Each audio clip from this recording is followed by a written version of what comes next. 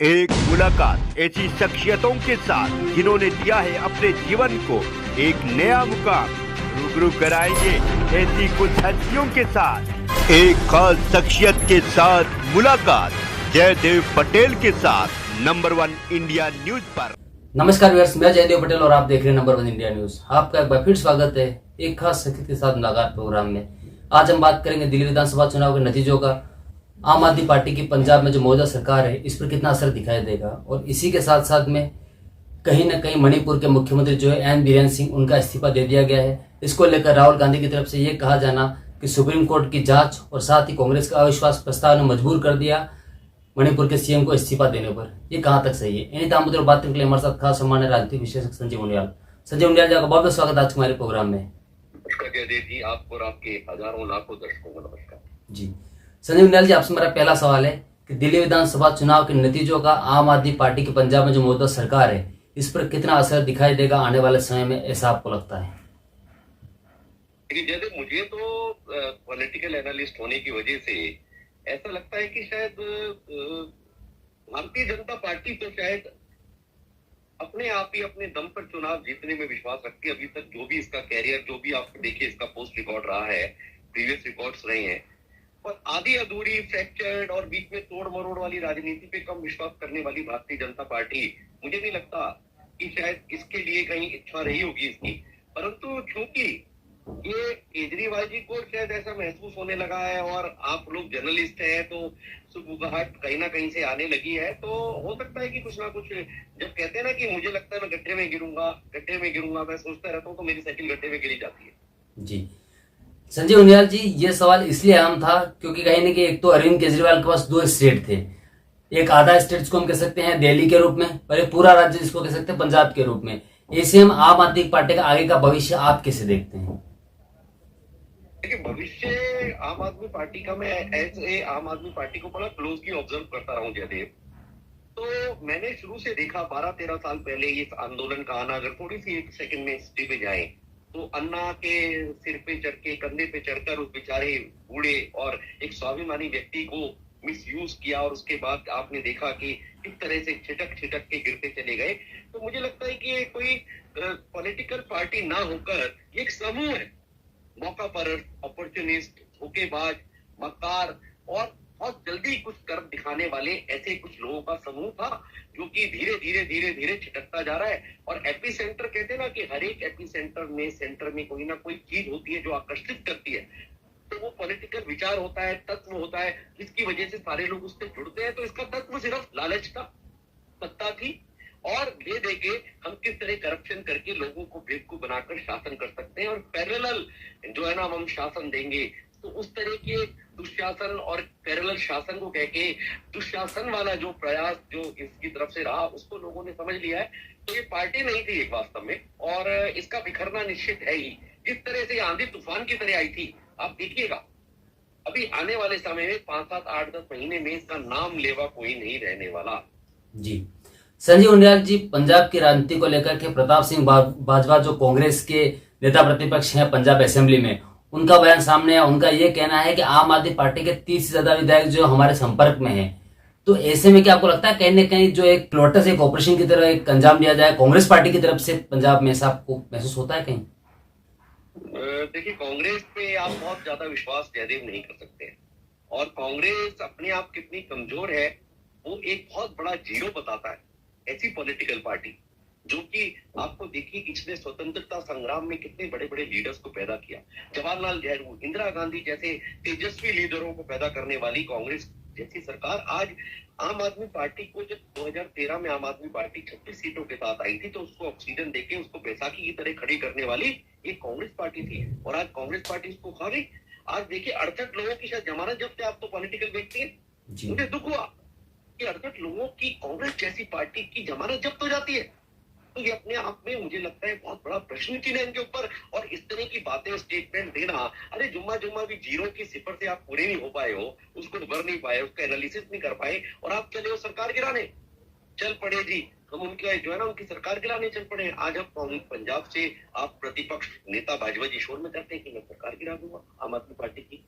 तो बड़ा प्रश्न चिन्ह अपने आप के ऊपर, आपकी पॉलिटिकल कितनी क्षमता है मुझे पता नहीं, पर संगठनात्मक क्षमता को सबने देख लिया कांग्रेस की क्या है। वो दीक्षित जी, शीला दीक्षित के बेटे इतने बड़े, आज देखिए 3 चीफ मिनिस्टर के नेता जयदेव खड़े हुए थे, मुझे याद है उस काल में। आप देखिए कि एक तो मदन लाल खुराना जी के बेटा था हरीश खुराना, वो जीते बड़े थम्पिंग मेजोरिटी से 30-32 हजार से मोती नगर अपने पिता की पैतृक सीट से।